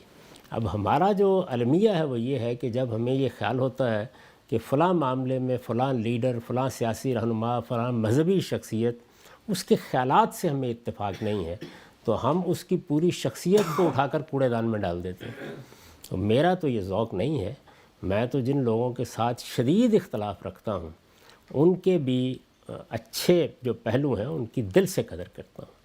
انہوں نے اگر اپنے نقطہ نظر کے لحاظ سے زندگی بسر کی ہے تو میرے نزدیک یہ معمولی چیز نہیں ہے۔ ابھی ہمارے ہاں سید منور حسن صاحب دنیا سے رخصت ہوئے، ڈاکٹر اسرار احمد صاحب کچھ برس پہلے دنیا سے رخصت ہوئے۔ ان لوگوں کا جو نقطہ نظر ہے دین کو سمجھنے کا، اس سے میں شدید اختلاف رکھتا ہوں، اپنا اختلاف بیان کرتا رہتا ہوں، بیان کیا ہے، اس پر میری تصنیفات موجود ہیں، لیکن میں ان کی انتہائی قدر کرتا ہوں۔ یعنی اس لیے کہ جس چیز کو انہوں نے درست سمجھا، اور اس کے نتیجے میں جو اخلاقی رویے پیدا ہونے چاہیے تھے، اخلاقی رویے بھی آپ کے نقطہ نظر کے لحاظ سے پیدا ہوتے ہیں۔ یہ جس راستے پر چلے، اس میں جو جرأت چاہیے تھی، جو ایک عزیمت چاہیے تھی، جس طریقے کی کمٹمنٹ اور اخلاص چاہیے تھا، اگر اس کا مظاہرہ کیا، وہ ایک کمیونسٹ نے کیا ہے، تب بھی وہ بہت قابل عزت ہے۔ نظریاتی لوگ کسی معاشرے کے اندر زمین کا نمک ہوتے ہیں، وہ کسی قوم کے وجود کا خلاصہ ہوتے ہیں، تو اس لیے ان کو ہمیشہ عزت کی نگاہ سے دیکھنا چاہیے۔ تو یہ میرے جو بھائی ہیں، ان کی غلط فہمی دور ہو جانی چاہیے۔ میں ان کی بہت عزت کرتا ہوں، ان کے بعض نظریات، خیالات یا ان کی تدابیر سے اختلاف بھی رکھتا ہوں، لیکن وہ اختلاف ہمیشہ شائستگی کے ساتھ بیان کرتا ہوں۔ اچھا غلام صاحب، اسی سوال سے ملتا جلتا سوال ہے۔ ہمارے ملک پاکستان میں یہ ٹرینڈ دیکھنے میں آیا ہے، تاریخ میں بھی اور حال میں بھی، اور آپ نے اس کو بیان بھی کیا ہے کہ آزادی احسار یہاں جس کا چلن ہے، کہتے ہیں کہ کافر ہے یا غدار وطن ہے۔ ہمارے یہاں یہ جو غدار کی اصطلاح ہے، آپ اگر کوئی ایسی بات کر دیں جو مثال ملک کے مجموعی تھنکنگ یا سوچ سے مختلف ہے، یا ملک کے دشمن اس کی کسی صورت میں آپ کے نظریے کی حمایت کر رہے ہیں، آپ نے کوئی ایسی بات کی کہ ہندوستان میں اس کا خیر مقدم ہو گیا، تو کہا جاتا ہے کہ مودی کا جو یار ہے وہ غدار ہے، یا آپ نے سرحد کھولنے کی بات کی، یہ جو غداری کا فتویٰ یا لیبل ہے کسی پر لگانا، دینی لحاظ سے میں خالص پوچھ رہا ہوں کہ کیا اس کا اللہ کو ہمیں جواب دینا پڑے گا؟ دین تو بہت بڑی چیز ہے، یہ اخلاقی لحاظ سے اپنے ذہن کی پستی کا اظہار ہے۔ موجودہ دنیا میں آپ کو یہ اصول سکھایا گیا ہے کہ یہ جو قومی ریاستیں ہیں اس وقت جو بنائی گئی ہیں، یہ بنیادی طور پر انتظامی ڈھانچے ہیں، یعنی انسانوں کو آپ عالمی سطح پر ایک ملک نہیں بنا سکتے۔ اس وقت آپ دیکھیے کہ ہم یونائٹڈ اسٹیٹس میں بیٹھے ہوئے ہیں، یو ایس میں بھی یہ ممکن نہیں ہو سکا کہ ایک ملک تو بنا لیا گیا ہے لیکن ریاستیں بالکل ختم کر دی جائیں۔ تو جب آپ چھوٹی وحدتیں بناتے ہیں یا کسی بنیاد کے اوپر اس تقسیم کو قبول کرتے ہیں، ریاست کی تقسیم کو آپ نے قبول کیا نا، یہاں بھی ابھی بھی قبول کیے ہوئے ہیں، ہمارے ہاں اسی طرح صوبوں کی تقسیم ہے، ہندوستان میں اسی طرح کی بہت سی صورتیں ہیں۔ یہ جتنی فطری تقسیمیں ہیں وہ بہرحال موجود رہیں گی اور ان کا احترام کیا جائے گا، لیکن یہ انتظامی وحدتیں ہیں، یعنی ایک ایڈمنسٹریٹو یونٹ ہے جو بنا دیا گیا ہے کہ اس میں رہنے والے لوگ اپنی انتظامیہ خود منتخب کریں گے، اپنے آدرشوں کے مطابق زندگی بسر کریں گے، ان کو اپنے معاملات میں آخری فیصلہ کرنے کا اختیار ہوگا، ان کا حکمران کون ہے، ان کی پارلیمنٹ میں کون لوگ جائیں گے، قانون سازی کیسے ہوگی، ان کے اپنے رواج، ان کی اپنی رسوم، ان کے اپنے ہاں کوئی دینی اقدار، ان کی اپنا کوئی عرف ہے، تو اس کی روشنی میں ان کو آزادی سے زندگی بسر کرنے کا موقع ملے گا، وہ اپنی زبان کو، اپنی ثقافت کو ترقی دے سکیں گے۔ یہ مقاصد ہیں جن کے تحت اصل میں یہ انتظامی وحدتیں بنائی گئی ہیں۔ یہ کوئی معبود نہیں ہے، لیکن ہوا کیا؟ ہوا یہ کہ ان کو ایک معبود کا درجہ دینے کی کوشش کی گئی۔ اصل میں یہی وہ چیز ہے جس کے خلاف علامہ اقبال نے احتجاج کیا تھا کہ جو پیرہن اس کا ہے وہ مذہب کا کفن ہے، اسی لیے یہ کہا تھا۔ یعنی اس کا نتیجہ کیا نکلتا ہے کہ آپ گویا اسی طرح کے رسوم عبودیت ان کے لیے ایجاد کر لیتے ہیں، وہی جذبہ آپ پیدا کرنا چاہتے ہیں۔ ایک فطری محبت مجھے اپنے وطن سے ہے، ماں باپ سے ہے، اپنے اعزہ سے ہے، اقربا سے ہے، بس اسی کا تقاضا کیا گیا ہے، اس سے زیادہ کوئی چیز نہیں۔ اور غداری کا کیا مطلب ہے؟ یعنی اگر میں نے کوئی مفادات کے تحت کسی چیز کو بیچ دیا ہے تو ثابت کیجئے نا اس بات کو۔ میں آپ سے اختلاف کر رہا ہوں، آپ کی پالیسی سے اختلاف کر رہا ہوں، آپ کے رویے سے اختلاف کر رہا ہوں۔ اب پاکستان میں ایک آدمی یا ایک لیڈر یا ایک رہنما یا ایک گروہ یا ایک جماعت اگر یہ سمجھتی ہے کہ ہندوستان کے ساتھ ہماری مخاصمت ختم ہونی چاہیے اور ہمیں اس کے ساتھ یہ رویے نہیں اختیار کرنے چاہیے، سیاسی سطح پر معاملات کو زیر بحث لانا چاہیے، یہ کوئی جنگ و جدال کا موضوع ہی نہیں ہے، نہ اس معاملے میں پڑھنا چاہیے، ایک نقطہ نظر ہے، آپ اس نقطہ نظر پہ تنقید کریں، برملا تنقید کریں، لیکن اس کے لیے یہ غدار اور اس طرح کے الفاظ بولنا یہ اپنی پستی کا اظہار ہے، یہ کبھی بھی نہیں کرنا، اس سے نفرتیں پھیلتی ہیں۔ دیکھیے یہ جو اس طرح کی چیزیں ہیں وہ سیاسی لوگ فلاں غدار ہے اور فلاں یہ ہے بولتے ہیں، اور بالکل اس کے برعکس مذہبی لوگ کیا کرتے ہیں؟ یہ کفر ہے، یہ شرک ہے۔ یعنی اس میں بھی ایک مسلمان ہے، وہ آپ سے ایک معاملے میں اختلاف رکھتا ہے، آپ کے خیال میں قرآن مجید کا کسی حدیث کا یہ مدعا ہے، اس کے نزدیک دوسرا مدعا ہے۔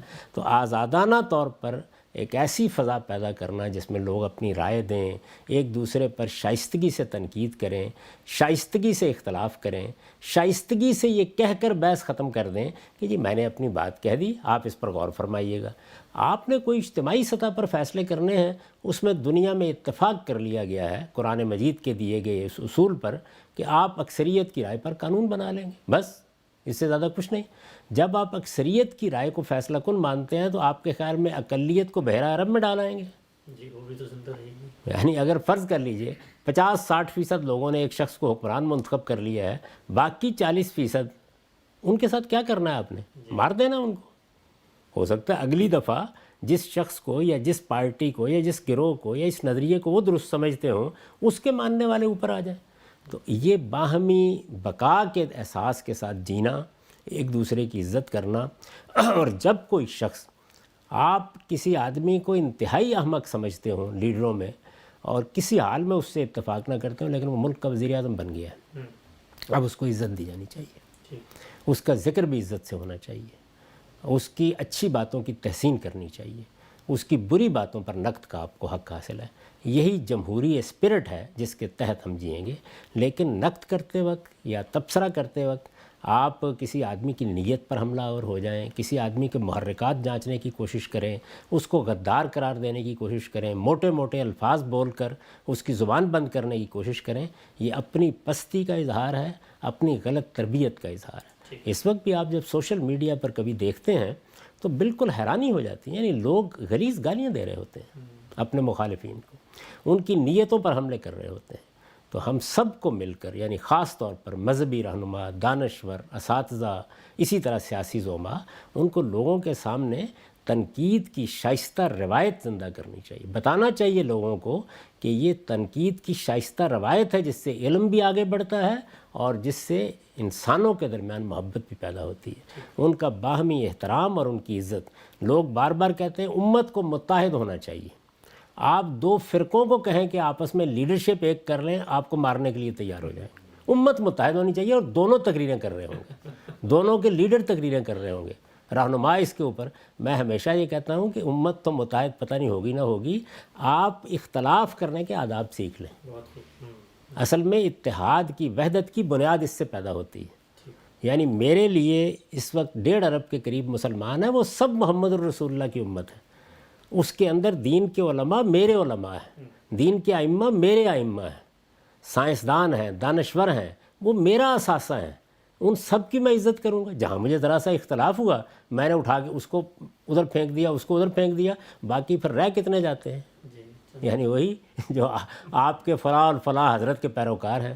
تو یہ بڑی افسوسناک ذہنیت ہے۔ ہم سب آخری سوال اس موضوع سے ریلیٹڈ جو ہے اطلاقی سوال ہے، اور یہ لوگ بہت پوچھتے ہیں، میں چاہتا ہوں آپ بالکل پریسائز مختصر اس کا جواب دیں۔ لوگ یہ کہتے ہیں پاکستان کے آئین میں ایک چیز لکھی جا چکی ہے، مثلا کسی کے بارے میں ایک حکم طے ہو چکا ہے یا کوئی قاعدہ کلیہ طے ہو گیا، آپ جب عوام میں گفتگو کریں اور یہ کہیں کہ یہ بات درست نہیں ہے یا اس کو ریوائز ہونا چاہیے، مثلا قرارداد مقاصد ہے اس سے ملتی، تو کہا یہ جاتا ہے کہ یہ تو آئین کو نہیں مانتے، مطلب یہ تو آئین سے بغاوت کا ارتکاب کیا جا رہا ہے۔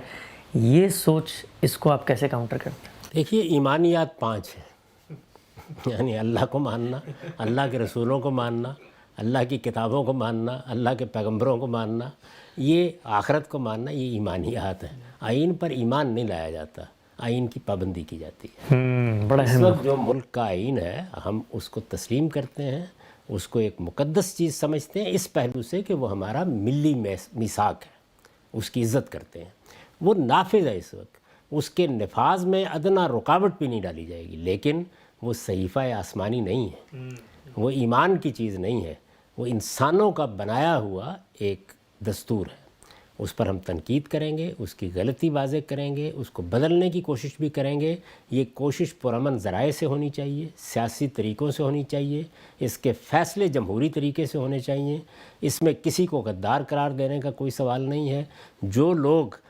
جو دفعات بھی شامل ہیں ہمارے آئین میں، ان میں کسی دفعہ کو ٹھیک نہیں سمجھتے کسی بھی لحاظ سے، ان کو پورا حق ہے کہ اس پر نقد کریں، اس کی غلطی واضح کریں، لوگوں کو توجہ دلائیں، لیکن اس سے بغاوت نہیں کریں گے۔ یعنی وہ نافذ العمل ہے، اس کے مطابق عدالتیں فیصلے کریں گی۔ اگر میں بھی کوئی غلطی کروں گا تو اسی آئین کی روح سے اگر کوئی چیز قابل مواخذہ ہے تو میرا بھی مواخذہ ہوگا، اور میں جب اس پہ نقد کر رہا ہوں یا تنقید کر رہا ہوں تو اپنے آپ کو مواخذے کے لیے بھی پیش کر رہا ہوں۔ آپ کو حق حاصل ہے، یعنی اگر میں اس سے کوئی بغاوت کا ارتکاب کروں تو آئین سے بغاوت کرنا یہ تو بلا شبہ ایک غلط چیز ہے، کیونکہ اس کے بعد کوئی اجتماعی نظم قائم نہیں ہو سکتا، کوئی ملک نہیں چل سکتا، کسی قوم کے نظام کو آپ باقی نہیں رکھ سکتے۔ بغاوت یہ ایک اور چیز ہے، اور غلطی کی اصلاح بالکل دوسری چیز ہے۔ تو تنقید کریں گے، ورنہ اس میں کیوں لکھا ہوا ہے آپ نے کہ اتنی اکثریت مل جائے تو اس میں ترمیم ہو جائے گی، اور ہوتی رہی ہیں۔ اور یہ 18 ترمیمیں جو اب تک آپ نے کر ڈالی ہیں اس میں، یعنی ایسا ہی مقدس صحیفہ تھا، ذرا قرآن مجید کی کسی آیت میں بھی ترمیم کر کے دکھائیں۔ تو ایمانیات کی چیز نہیں ہے یہ اصل میں ایک ملی دستاویز ہے، ہمارا اس پر اتفاق ہے، بحیثیت مجموعی اس کا احترام ہوگا۔ اس کا احترام یہ نہیں ہے کہ اس پر نقد نہیں ہو سکتا، اس کا احترام یہ ہے کہ عدالتوں کو، افواج کو، بیوروکریسی کو، مختلف اداروں کو، سیاسی جماعتوں کو جب تک اس میں تبدیلی نہ آ جائے اس کی پابندی کرنی ہے، اور یہ پابندی لیٹر اور اسپرٹ میں ہونی چاہیے۔ سر، ایک سوال ہے ریگارڈنگ دا مندر جو اسلام آباد میں بھی بن رہا تھا، تو اس پہ اسٹے لے لیا گیا اس کو روکنے کے لیے، تو سر اس پہ 2 قسم کے رویے جو سامنے آ رہے ہیں اس پہ تھوڑا سا تبصرہ کر دیں۔ ایک تو یہ کہ مندر کی تعمیر کے بارے میں اس کے حق میں بات کرنا شاید کوئی سیکولر مطالبہ ہے، وہ لادین مطالبہ ہے، اور دوسرا سر یہ ایک رویہ سامنے آتا ہے کہ بے شک ٹھیک ہے ہم ایک نیشن اسٹیٹ ہیں، لیکن ہم ایک اسلامک ریپبلک ہیں، اور اس کا تقاضا یہ ہے کہ اس کے کیپٹل میں ایک بت پرستی کا عبادت گاہ بنانا جو ہے اس کی اسپرٹ کے خلاف ہے سر۔ اور مسلمانوں کے ٹیکس کے پیسے سے جو اکثریت نے دی ہے۔ میں دوسری بات لے لیتا ہوں، آپ اسلامک اسٹیٹ ہی کو قبول کر لیں، اگرچہ میں تو اس تعبیر ہی کو درست نہیں سمجھتا۔ پاکستان ایک قومی ریاست ہے، ایک نیشن اسٹیٹ ہے، اور اس قومی ریاست کو جدید دور کی قومی ریاست کے طور پر ہی قائم کیا گیا ہے۔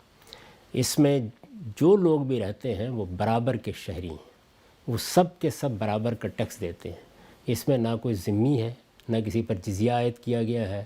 یہ قدیم دور کی باتیں ہیں، ان کا کوئی تعلق ہمارے دین سے بھی نہیں ہے، ایک فقہی رویے ہیں، اور جس زمانے میں دین نے ان چیزوں کا حکم دیا تھا وہ ایک بالکل دوسرا تناظر ہے۔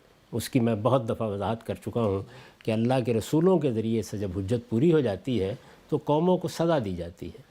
اس سے پہلے جو ریاستیں قائم ہوتی تھیں وہ حاکم اور محکوم کے تعلق سے قائم ہوتی تھی۔ رسول اللہ صلی اللہ علیہ وسلم کے بعد بھی اسی تعلق پر وہ سلطنت قائم ہوئی، اس لیے کہ مسلمانوں کو اللہ تعالیٰ کی طرف سے غلبہ دے دیا گیا تھا، اور اس غلبے کو خدا کی تائید بھی حاصل تھی اور خدا کے فرمان کے تحت ہوا تھا. اس کے حدود بھی خود اللہ کی کتاب میں طے کر دیے گئے تھے. اس وقت ہم نیشن سٹیٹس میں، قومی ریاستوں میں رہ رہے ہیں، تو اس لیے قومی ریاستوں میں کوئی سیکولر یا اسلامک کا سوال نہیں ہوتا. اصل میں وہ بنیادی میثاق کیا ہے، وہ ایک نیشن سٹیٹ کا میثاق ہے، جس کا اعلان 11 اگست کو قائد اعظم نے ہماری دستور ساز اسمبلی میں کیا تھا، اور یہ بتا دیا تھا کہ اب سب شہری برابر ہیں اور سب کے سب برابر کے حقوق رکھتے ہیں. چنانچہ ہمارا نظام انہی کے ٹیکس سے چلتا ہے. ایک تو پہلی بنیاد یہ. دوسرا یہ کہ اگر آپ نے یہاں پر اسلام کی بات کی ہے تو ایک اسلامی ریاست کے اندر بھی ہے. اگر فرض کر لیجئے کہ خالص مذہبی ریاست جیسے کہ سعودی عرب میں قائم کر دی جائے، جس میں غیر مسلموں کے لیے گنجائش نہیں ہے شامل ہونے کی، تو وہاں پر بھی آپ کیا لوگوں کے حقوق تلف کر دیں گے؟ یہ تو نہیں کر سکتے نا. یعنی مختلف لوگ ہیں، مختلف آراء رکھتے ہیں، مختلف نقطہ نظر رکھتے ہیں، تو مسلمانوں کے اندر بھی ان مختلف نقطہ نظر کو قبول کریں گے. اگر فرض کیجئے سب کے سب مسلمان ہیں، تو یہاں آپ ریاست پاکستان میں تو یہ مان رہے ہیں کہ بدھوں کو بھی رہنا ہے، مسیحیوں کو بھی رہنا ہے، ہندوؤں کو بھی رہنا ہے، سکھوں کو بھی رہنا ہے. اس وقت تو یہ تعداد بڑی کم ہو گئی ہے. جس وقت پاکستان بنا تھا اس وقت تو کافی بڑی تعداد تھی مشرقی مغربی پاکستان کو اگر آپ ملا کے دیکھیں. اور اگر وہ ہجرت نہ ہوتی جو نہیں ہونی چاہیے تھی، اصل اسکیم کا حصہ نہیں تھی وہ ہجرت، یعنی لوگ اپنی اپنی جگہ بیٹھے رہتے، دونوں قومی ریاستیں بن گئی تھیں، تو پھر تو ایک بڑی تعداد تھی. لاہور کی ساری انارکلی میں ہندوؤں اور سکھوں کی دکانیں تھیں، وہی چلا رہے ہوتے یہ سب کے سب. تو کیا آپ ان کو مندر نہ بنانے دیتے؟ یہ بالکل ہی بے معنی بات ہے، اس کی کوئی حقیقت نہیں ہے. اسلام میں بھی ایسی کوئی چیز نہیں ہے. اسلام میں صرف جزیرہ نمائے عرب کے بارے میں یہ قانون دیا گیا ہے کہ اس میں یکون الدین کلہ للہ، اس میں صرف اللہ ہی کا دین رہنا چاہیے. یعنی چونکہ اس کی حیثیت ایک بڑی مسجد کی ہے، جیسے فلسطین کو ایک زمانے میں حیثیت حاصل تھی، وہی حیثیت رسول اللہ کے بعد اس سرزمین کی ہے. وہاں بیت اللہ ہے، وہاں رسالت مآب صلی اللہ علیہ وسلم نے توحید کا جو مرکز بنایا اس کے آثار ہیں، اور وہاں کی حکومتیں بھی اس کی پابند ہیں کہ اس سرزمین میں اب کوئی دوسرا دین نہیں داخل ہو سکتا. مستقل طور پر لوگ جائیں آئیں دیکھیں، لیکن وہ رہ نہیں سکتے. جیسے آپ کی مسجد ہے، مسجد کے اندر کوئی آدمی آئے بیٹھے، کوئی عبادت کرنا چاہتا ہے اپنے طریقے پہ کر لے، لیکن مسجد بہرحال مسلمانوں کی تولیت میں رہے گی. تو یہی صورتحال جو ہے وہ سرزمین عرب کی ہے. باقی دنیا کی جتنی قومی ریاستیں ہیں ان میں لوگوں کی ضرورت کے لحاظ سے عبادت گاہیں بنیں گی، ان کو پورا حق ہے. تو اسلام آباد میں اگر کوئی ہندو رہتے ہیں تو ان کو آپ کیسے روک سکتے ہیں کہ وہ اپنی عبادت گاہ نہ بنائیں؟ حکومت کیوں بنوا رہی ہے ہمارے ٹیکس کے پیسے سے، ہم مسلمانوں کے ٹیکس کے پیسے سے؟ ایک ٹیکس تو ہندو بھی دے رہے ہیں، مسیحی بھی دے رہے ہیں، دوسرے لوگ بھی دے رہے ہیں، ان سے مسجدیں بن رہی ہیں. اچھا، آپ کی جو وزارت مذہبی امور ہے وہ صرف اسلام سے متعلق فیصلے تو نہیں کرتی، یعنی اقلیتی امور جو ہیں وہ سب اس میں زیر بحث آتے ہیں. تو اس وجہ سے ان کو پورا حق ہے کہ اگر کسی موقع کے اوپر ان کو ضرورت ہو. آپ مسجدوں کے لیے دیتے ہیں یا نہیں دیتے؟ آپ کسی گرجا گھر کی مدد کرتے ہیں یا نہیں کرتے؟ اس کا کوئی تعلق کسی کے عقیدے یا مذہب سے نہیں ہے. اصل میں یہ اس گروہ کا حق ہے جو آپ کی ریاست کے اندر برابر کے شہری کی حیثیت رکھتا ہے. تو یہ چیز جو ہے اصول کے طور پر سمجھ لینی چاہیے. اس کو سمجھنے کے بعد یہ بحث میرے نزدیک بالکل بیکار ہو جاتی ہے. ہمیں خوش دلی کے ساتھ ان حقائق کو قبول کرنا چاہیے. اگر آپ یہ نہیں مانتے تو پھر سب سے پہلا کام یہ کیجئے کہ قومی ریاست کے وجود کو چیلنج کر دیں، جھنڈے کو بھی تبدیل کریں. اس میں بڑے فخر سے کہتے ہیں، پھر اعلان کریں اس بات کا کہ یہاں پر حاکم ہم ہیں، دوسرے لوگ محکوم کی حیثیت رکھتے ہیں، اور یہ محکوم اپنی اپنی کوئی الگ بستیاں بنا لیں اور وہاں پر کوئی اپنی بستی کے درمیان میں مندر وندر بنانا ہے یا کوئی گرجا بنانا ہے تو بنا لیں. یہ اس سرزمین میں یہ کام نہیں کر سکتے، یا پھر ان کو ویسے ہی نکال دیجئے وہاں سے. لیکن اگر وہ برابر کے شہری ہیں تو اس زمین پر جس طرح میرا حق ہے کہ میں جا کے کوئی جگہ خریدوں، اس طرح ان کا بھی حق ہے. اور جس طرح حکومت اگر ایک مسجد بنانے کے لیے مدد کرتی ہے، اگر تو نہیں کر رہی تو کسی کی بھی نہ کرے، لیکن اگر کرتی ہے تو پھر اس کو حق حاصل ہے کہ وہ ان لوگوں کی بھی کرے، اور ان کا حق ہے کہ ان کی یہ اگر ڈیمانڈ ہے یا مطالبہ ہے تو اس پر آپ ان کو فنڈز فراہم کریں. یہ اصل میں ان کا بھی ٹیکس کا روپیہ ہے، اور اگر ہمارے ہی روپے میں سے دیا جائے تب بھی کوئی حرج نہیں. یہ اصل میں اس ذمہ داری کو اٹھانے کا نتیجہ ہے جو ایک ریاست میں حکومت قائم کرتے ہوئے ہم نے اٹھا لی ہے. اس کا مذہب یا اس کے عقائد سے تعلق نہیں ہے. ٹھیک، ہم سب اسی پہلو سے ایک دو سوال مزید میں آپ سے کرنا چاہوں گا تاکہ چونکہ پاکستان میں جو مسلمان رہتے ہیں ان کو دنیا بھر میں جو باقی مسلمان ہیں شاید ان کا ایمان اس طرح سے مستحکم یا مضبوط نہیں لگتا. وہ سمجھتے ہیں کہ جو بات ہم سوچ رہے ہیں اس سے مختلف کام کوئی کرنا خلاف اسلام ہوگا. آپ ملیشیا میں رہے 10 سال, وہاں اکثریت مسلمانوں کی ہے, لیکن ہم نے وہاں یہ دیکھا کہ گلی گلی میں مندر بھی موجود ہیں, مسجدیں بھی موجود ہیں, اور قومی سطح پر مسلمانوں کو کوئی پرابلم پیدا نہیں ہوئی. اس طرح امریکہ میں آپ اگر کوئی مسجد بناتے ہیں اور کوئی شخص مسلمان ٹیکس کا پیسہ اپنا زکوٰۃ وہاں دیتا ہے تو ریاست اپنے ٹیکس میں اس کو ایگزمپشن دیتی ہے اگرچہ وہ مسجد میں دے رہا ہے, حالانکہ اس کا مذہب سے کوئی تعلق نہیں ہے, اسلام سے. تو یہ نیشن اسٹیٹ کا یہ جو تصور اور اس کو روب عمل ہوا ایک مسلمان ریاست میں جہاں اکثریت اور یہاں غیر مسلموں کی اکثریت ہے, اس کو کیسے دیکھتے ہیں؟ اس کو اصل میں مسلمانوں کا جو ذہنی پس منظر ہے پاکستان میں اس میں رکھ کے دیکھیے. میں تو جس دن سے یعنی پبلک کو کچھ بتانے کی پوزیشن میں آیا ہوں, یہ بتانے کی کوشش کر رہا ہوں کہ یہ ملک جس کے اندر آپ رہتے ہیں یہ پہلے دن سے اس کشمکش میں مبتلا ہے کہ یہ قومی ریاست ہے یا مذہبی ریاست ہے. یہ جو ذہنی خلجان ہے اس سے ہمیں نکل جانا چاہیے. یہ ایک قومی ریاست ہے, نیشن سٹیٹ ہے. دور حاضر کی قومی ریاستوں میں جس گروہ کو بھی اکثریت ہوتی ہے اسے حق حاصل ہے کہ وہ اکثریت کے مطابق قانون سازی کرے. یہ حق ہر جمہوریت میں مانا جاتا ہے, امریکہ میں بھی مانا جائے گا, انگلستان میں بھی مانا جائے گا. تو یہ جو ہم نے وہاں پر کچھ قرآن مجید کے قوانین نافذ کر رکھے ہیں یا دوسری چیزیں ہیں وہ اپنے اس حق کے تحت نافذ کر رکھے ہوئے ہیں. اس کے لیے دارالاسلام کی اصطلاحات استعمال کرنا جو ظاہر ہے کہ اپنی معنویت اب کھو چکی ہیں, اس کے لیے دارالحرب کے تصور سے تقابل پیدا کرنا, یہ ساری چیزیں قصہ ماضی ہیں. آپ ایک قومی ریاست میں جی رہے ہیں, نیشن سٹیٹ میں, اس کے تقاضوں کو سمجھیے. آپ پابند ہیں اس لیے کہ آپ نے اس تصور کو بنیادی طور پر قبول کر رکھا ہوا ہے, پابند ہیں اس چیز کے, اور اس معاملے میں ذہن کو صاف ہونا چاہیے. لیکن ہمارا ذہن صاف نہیں ہے, اور اس کا نتیجہ یہ ہے کہ اس سے ہم اپنے ملک کو بھی نقصان پہنچاتے ہیں, اسلام کے تصور کو بھی نقصان پہنچاتے ہیں. یعنی ہندوستان کو جب کہا جاتا ہے کہ وہ ہندوتوا کے فلسفے کے تحت ایک ہندو سٹیٹ ہے تو پھر ہمارے ماتھے پر شکن کیوں پڑتی ہے؟ وہاں بھی ہندوؤں کی بہت بڑی اکثریت ہے. یعنی ہم اگر 20-22 کروڑ بھی ہیں تو وہ تو اس وقت 1 ارب کے قریب پہنچ رہے ہیں, بہت بڑی اکثریت ہے. تو پھر وہاں پر بھی وہ کہیں گے کہ سب مسجدوں پر پابندی لگا دیتے ہیں. یہ نیشن سٹیٹس ہیں, اس اصول کو مان کے چلیے.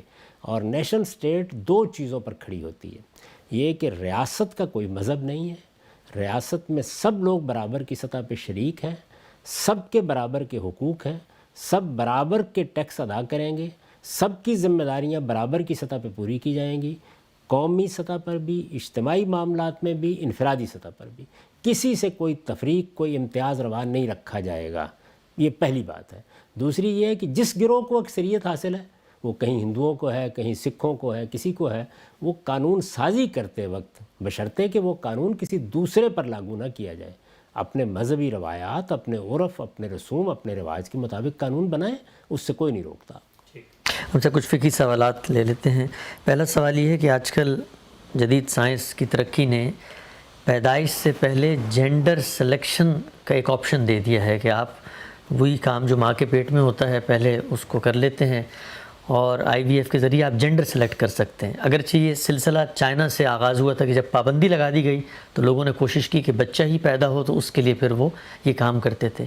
یہ جینڈر سلیکٹ کرنا کیا خدا کی مجموعی اسکیم اس کے خلاف ہے یا دینی لحاظ سے کوئی مسئلہ نہیں ہے اس میں؟ یہ بات یہ ہے کہ کوئی شخص اپنے انفرادی حالات میں اپنے لحاظ سے کوئی فیصلہ کرتا ہے تو ہمارے ہاں لوگ جو ہیں وہ حکیموں کے پاس بھی جاتے رہے ہیں کہ جی بیٹا ہی ہو جائے. اچھا, اس پر تو میں کوئی نقد نہیں کرتا, لیکن اس کو قومی پالیسی بنانا نہیں چاہیے, اور اس چیز کا عمومی استعمال بھی نہیں ہونا چاہیے, کیونکہ اس سے جو اللہ تعالیٰ کا قائم کردہ توازن ہے وہ اگر ایک بار مجروح ہو جائے تو اسے درست کرنا آسان کام نہیں ہوتا. وہ جن جگہوں پر بھی یہ اقدامات کیے گئے ہیں وہاں مجروح ہوا ہے. اللہ تعالیٰ اپنی حکمت بالغہ کے تحت بہت سی چیزوں میں خاص توازن قائم رکھتے ہیں. ابھی دیکھیے نا, دنیا اتنی دیر سے چل رہی ہے تو عورتوں اور مردوں کا ایک توازن ہے وہ اللہ بالعموم برقرار رکھتے ہیں. تو آپ کو بھی اتنی مداخلت کرنی چاہیے جس کے نتائج کو آپ پھر دیکھ سکیں, ورنہ نتائج بھیانک نکل آتے ہیں بعض اوقات. تو اس لیے کسی انفرادی معاملے میں کسی نے کوئی اس طرح کا معاملہ کیا ہے تو ٹھیک ہے, ایک حد تک اس میں بھی توازن قائم رکھنا چاہیے ہر حال میں. یعنی اگر فرض کیجئے کہ اللہ تعالیٰ نے آپ کو ایک بار لڑکا دے دیا ہے تو اب لڑکی کا استقبال بھی کیجئے. یعنی اس طرح کے تعصبات کو ختم ہونا چاہیے. یہ تفریق بھی ختم ہونی چاہیے. دونوں یکساں محبت کے حقدار ہیں, دونوں کو اللہ نے انسانیت کا شرف دیا ہے, اور ہم اپنے معاشرے کے اندر جو صورت دیکھتے ہیں بچیوں کے معاملے میں, جتنی جلدی اس جاہلیت کو ہم ختم کریں اتنا ہی اللہ کے ہاں بھی عزت پائیں گے. ہم سب بالکل لوگوں کو یہ احساس نہیں ہے کہ بچیاں جتنا پیار دیتی ہیں اتنا بیٹا بھی نہیں دے پاتا. کوئی شک ہی نہیں ہے, اس دنیا کی زندگی میں خدا کا جو بنایا ہوا قاعدہ ہے اسی میں ساری خیر اور بھلائی ہے, اور اسی سے دنیا کی رنگا رنگی بو کلمونی قائم ہے. اللہ تعالیٰ نے یہ دنیا بڑی خوبصورت بنائی ہے, ہمیں اس کی خوبصورتی کو خراب نہیں کرنا چاہیے. جہاں کہیں بھی کوئی مداخلت کرنی ہے سوچ سمجھ کر بڑے توازن کے ساتھ کرنی چاہیے. اچھا ہم سب حدیث جبریل میں ایک علامت, 2 علامات زیر بحث ہیں جن میں سے کہ انطلد الامت ربتہا, اس کو آپ نے غلامی کے خاتمے کی ایک تعبیر سے بیان کیا ہے. سوال یہ پوچھا گیا ہے کہ کیا اس کا اطلاق سروگیسی پہ کیا جا سکتا ہے کہ آج کل ایک کو خریدی جاتی ہے, وہ کرائے کی ایک مالکن ایک طرح سے غلامی ہوتی ہے, وہ لونڈی ہوتی ہے, وہ اپنے پیٹ سے اپنا مالک پیدا کرتی ہے جو پیسے دے کے رخصت ہو جاتا ہے اس کے ساتھ تعلقات, تو کیا اس کا اطلاق اس پہ بھی کیا جا سکتا ہے؟ یہ بنائے فاسد الفاسد ہے. کیوں لونڈی ہوتی ہے, کیوں غلام ہوتی ہے؟ آپ کو کیا حق ہے کسی کو غلام بنانے کا؟ وہ کہتے ہیں پیسے دے کے اصل میں کو خریدی بھی ہوتی ہے نا. تو ایک خاتون کو ہم نے کہا کہ ہم آپ کو ادائیگی کریں گے, ہمارے بچے کو دودھ پلا دیں.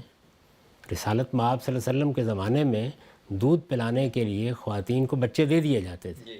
ہمیں معلوم ہے خود رسالت مآب صلی اللہ علیہ وسلم کی رضاعت سعدیہ حلیمہ نے کی ہے. تو کیا آپ کے خیال کے مطابق وہ غلام تھی یا لونڈی ہو گئی تھی؟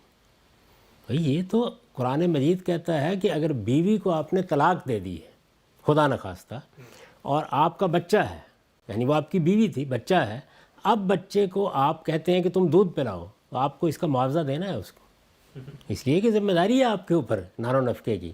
تو یہ ہم ہر چیز کو جہاں روپیہ دیں وہاں غلامی کیوں پیدا کر لیتے ہیں اس کے نتیجے میں؟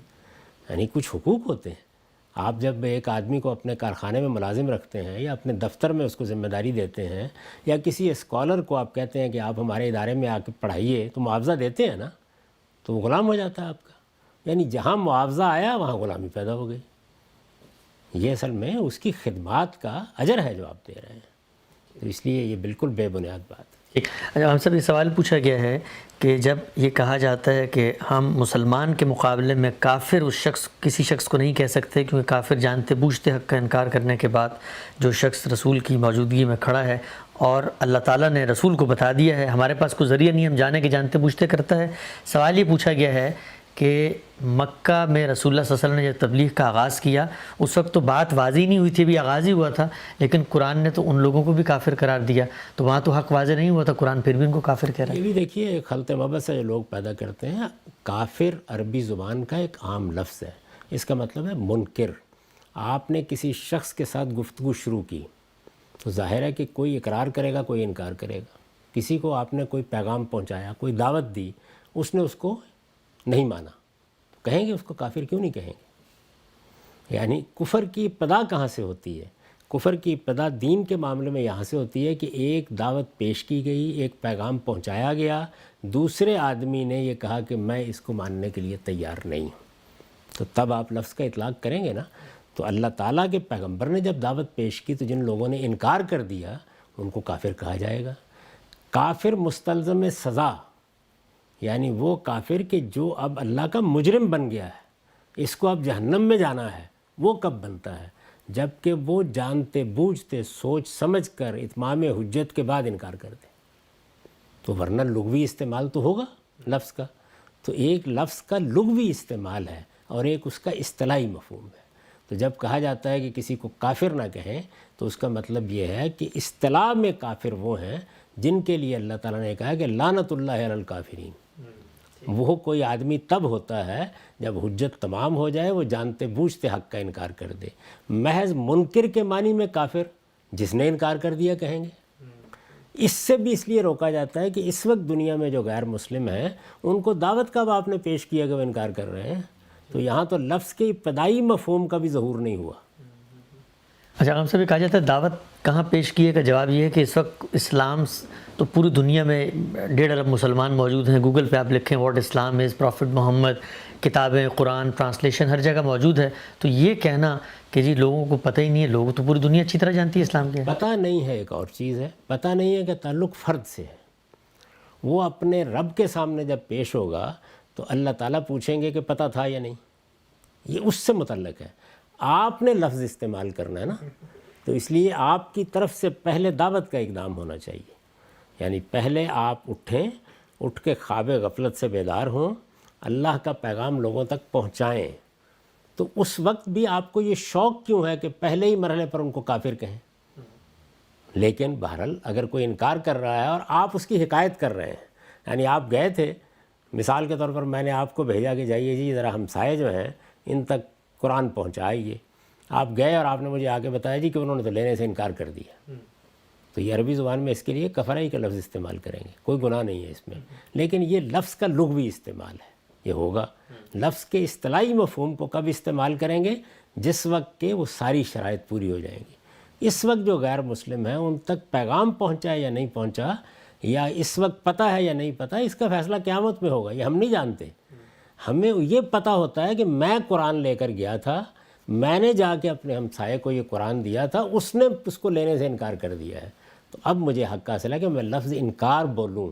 کفر کا مطلب ہے انکار. تو یہ لفظ اپنے ابتدائی مفہوم میں بھی نہیں بولا جا سکتا جب تک آپ دعوت لے کر نہ جائیں. بالکل ٹھیک ہے. اچھا, نیشنل سیونگ اسکیم کے بارے میں آپ کی مختلف آراء پہلے موجود رہی ہیں, جس کو آپ نے کہا ہے کہ اگر ممکن ہے بچا جا سکتا ہے, وہ لوگ جو خود کاروبار نہیں کر سکتے, بوڑھے ہیں, یعنی ایک ایسی مبہم سی چیز ہے جس میں آپ اگرچہ دے قرضی رہے ہوتے ہیں آگے, لیکن اب صورتحال یہ ہے کہ جو حکومتی اشتہارات اخبارات میں آ رہے ہیں اس میں اصطلاح یہ لکھی ہے انویسٹ ان نیشنل پروجیکٹس. تو اس صورت میں کہ جب ریاست یہ کہہ رہی ہے کہ بھئی آپ کا یہ مال ہم کاروباری طور پر اپنے, کیونکہ ریاست بھی کچھ بزنسز کر رہی ہے اس میں انویسٹ کر رہے ہیں, تو اب بھی کیا اس کی قباحت اسی درجے میں رہتی ہے؟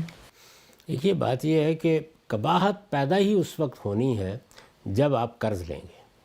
پہلے بنیادی بات یہ سمجھ لیجئے, فائنانسنگ ہو رہی ہے, انویسٹمنٹ ہو رہی ہے, کسی پروجیکٹ میں ہو رہی ہے, انفرادی طور پر ہو رہی ہے, اجتماعی طور پر ہو رہی ہے, اس میں انصاف اور عدم انصاف کی بحث ہوگی. سود کی بحث پیدا ہی نہیں ہوتی سرے سے. یعنی آپ کے کاروبار میں انویسٹ کرتا ہوں, میرے ساتھ آپ کا معاملہ کیا انصاف پر مبنی ہے؟ میں جو آپ سے تقاضے کر رہا ہوں وہ انصاف پر مبنی ہے, آپ جو مجھ سے تقاضے کر رہے ہیں کیا وہ انصاف پر مبنی ہے؟ اس پہ بحث ہوگی. تو فائنانسنگ انویسٹمنٹ میں بحث کا موضوع یہ ہے کہ یہ انصاف کی انویسٹمنٹ ہے, یہ انصاف کے ساتھ معاملہ کیا جا رہا ہے یا نہیں کیا جا رہا. یہ تو ہر جگہ ہوگا جہاں بھی آپ کام کریں گے. سود کا سوال اس وقت پیدا ہوتا ہے جب آپ قرض دیتے لیتے ہیں. اسلام میں قرض کوئی کاروبار کرنے کی چیز ہی نہیں ہے. اسلام کا تصور یہ ہے کہ قرض ایک تبرع اور نیکی کا عمل ہے. نیکی کے معاوضے نہیں لیے جایا کرتے, نیکی کا عمل ہے, تبرع کا عمل ہے. یعنی مجھے اصلاً میرے مذہب نے یہ تعلیم دی تھی کہ میرے پاس اگر ضرورت سے زیادہ ہے تو میں اپنے بھائی کو دے دوں. میں نے دوسرے درجے کا انتخاب کیا کہ میں قرض دے رہا ہوں, اس پہ میں نفع کیسے لے سکتا ہوں؟ تو قرض خواہ حکومت لے, قرض خواہ آپ کا بھائی لے, قرض کے لفظ کو نکالیے اپنے ہاں سے. انویسٹمنٹس کیجئے, فائنانسنگ کیجئے, بینکنگ بھی اسی پر چلائیے. میں نے تو لکھا ہے اس بات کو, میری کتاب مقامات میں دیکھ لیے کہ پرنسپل سیکیورڈ فائنانسنگ کی بنیاد کے اوپر بینکاری کا نظام بہت خوبی کے ساتھ چلایا جا سکتا ہے. اسی طرح نفع نقصان کے معاملے میں تقریبی نفع کا طریقہ اختیار کرنا بالکل جائز ہے. تقریبی نفع کا مطلب یہ ہے کہ میں نے آپ کے ساتھ انویسٹمنٹ کی ہے یا فائنانس کیا آپ کے کاروبار کو, تو میں آپ سے کہتا ہوں, فائنانسنگ یعنی سرمایہ کاری کی ہے, تو میں آپ سے یہ کہتا ہوں یا آپ مجھ سے یہ کہتے ہیں کہ بھائی بات یہ ہے کہ یہ میں حساب کتاب کرنا بہت مشکل کام ہے. اس سارا جتنا ممکن ہو سکتا ہے اس میں 10 سوالات پیدا ہو جاتے ہیں. میرے کاروبار میں 2% بھی نفع ہوتا ہے, 5% بھی ہوتا ہے, 10% بھی ہوتا ہے, نشے افراد رہتے ہیں, کبھی نقصان بھی ہو جاتا ہے. آپ میرے پاس ایک تخمینہ طے کر لیں کہ میں اتنا نفع, یعنی ایسٹیمیٹڈ یہ ایک اندازہ. بالکل یہ معاملات کرنا کوئی ناجائز چیز نہیں ہے. اس میں جو حقیقی نفع ہو رہا ہے اس کے نشے فراز کا لحاظ کر کے آپ کم پہ آمادہ ہو جاتے ہیں. اس میں دونوں فریقوں کو فائدہ رہتا ہے. ادھر ایک استحکام حاصل ہو جاتا ہے فائنانس کرنے والے کو, پیسہ دینے والے کو, ادھر دوسرا آدمی بہت زیادہ جر و نقص سے بچ جاتا ہے کہ وہ چھوٹی چھوٹی چیزوں کا حساب کرے اور دیکھے یہ کیا ہوا کیا نہیں ہوا. تو یہ تھوڑی سی ایز اس سے پیدا ہو جاتی ہے. تو تقریبی نفع اور principal secured financing. Principal secured financing کیا ہے کہ آپ نقصان میں شریک نہیں ہوں گے. نقصان میں شریک ہونا بالکل ضروری نہیں ہے. یعنی جب آپ باقاعدہ شراکت دار ہیں, خود کاروبار کر رہے ہیں, پھر نقصان میں شریک ہونا ضروری ہے. آپ نے صرف پیسے دیے ہیں تو ظاہر ہے کہ نہ آپ فیصلوں میں شریک ہیں، نہ آپ نگرانی کر سکتے ہیں، کچھ بھی نہیں کر سکتے. تو آپ کہہ سکتے ہیں کہ میں پرنسپل سیکیورڈ فائنانسنگ کروں گا، تقریبی نفع لے لوں گا. یہ بالکل درست ہے، اس کو میں نے لکھ دیا ہے، بیان کر دیا ہے. اس پر بینکنگ چلائیے، اس پر آپ حکومتوں کے نظام چلائیے، لیکن جس وقت آپ قرض کا لفظ استعمال کریں گے تو پھر سود آ جائے گا. اصل میں قرض ہے جس کا خاتمہ ہونا چاہیے. قرض دینا ہے تو نیکی کے جذبے کے ساتھ دیں، یعنی یہ اصل میں بھائی کا حق ہے آپ کا. حکومت نے بھی کسی اپنے شخص کو قرض دینا ہے تو قرض تو پھر اسی لیے دیا جاتا ہے کہ حکومت بھی اپنے شہری کی مدد کرنا چاہتی ہے. قرض تبرع اور نیکی کا عمل ہے، اس اصول کو سمجھ لیجئے. بس یہ سارے معاملات کی جڑ یہی ہے. ٹھیک ہے، ہم سب ہمارا وقت یہاں ختم ہوتا ہے. بہت شکریہ، آپ نے بہت تفصیل سے تمام سوالوں کا جواب دیا. بہت شکریہ.